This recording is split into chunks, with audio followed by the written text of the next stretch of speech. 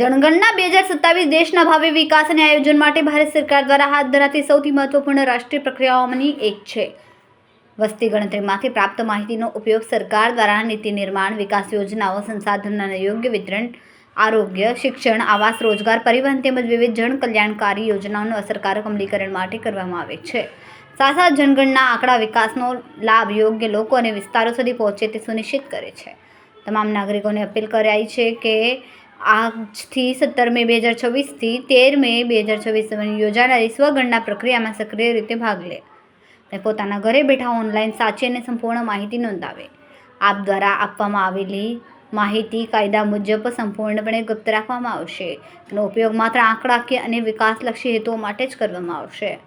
આપણી વસ્તી ગણતરીમાં આપણા વિકાસ માટે છે. કેટલાક લોકો નોકરી પર હોય તો તે પોતે જ પોતાના સમય દરમિયાન પોતાની માહિતી ભરી શકે છે. આપણે આપણા ઘરમાં આવનાર વસ્તી ગણતરીના અધિકારીઓ અને કર્મચારીઓને સંપૂર્ણ સહયોગ કરશો. ભાવિ વિકાસ અને આયોજન માટે ભારત સરકાર દ્વારા હાથ ધરાતી સૌથી મહત્વપૂર્ણ રાષ્ટ્રીય પ્રક્રિયાઓમાંની એક છે.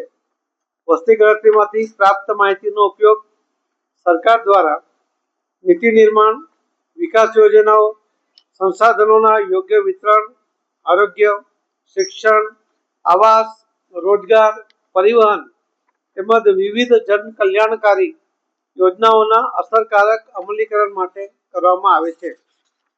સાચા જનગણના આંકડા વિકાસનો લાભ યોગ્ય લોકો અને વિસ્તારો સુધી પહોંચે તે સુનિશ્ચિત કરે છે.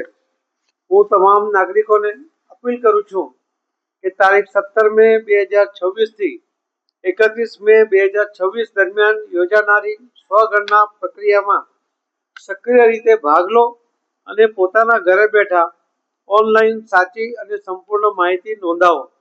આપ દ્વારા આપવામાં આવેલી માહિતી કાયદા મુજબ સંપૂર્ણપણે ગુપ્ત રાખવામાં આવે છે અને તેનો ઉપયોગ માત્ર આંકડાકીય અને વિકાસલક્ષી હેતુઓ માટે જ કરવામાં આવે છે.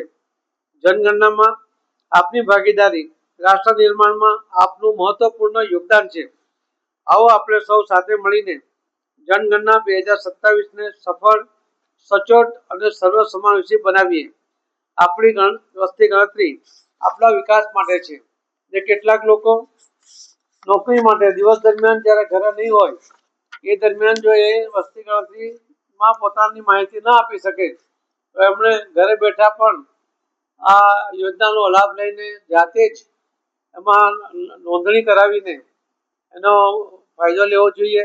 એનો ઉપયોગ કરીને આપણા દેશના વિકાસમાં સાચી માહિતી અને આપણી પણ વસ્તી ગણતરી થઈ જાય એના માટે સજાગ રહીને આ કામ કરવું જોઈએ. આપણે ત્યાં વસ્તી ગણતરી માટે આવનારા કર્મચારી અને અધિકારીઓનું પણ સંપૂર્ણપણે એને સહયોગ કરવો જોઈએ એવી પણ મારી આપ સૌને નમ્ર વિનંતી છે.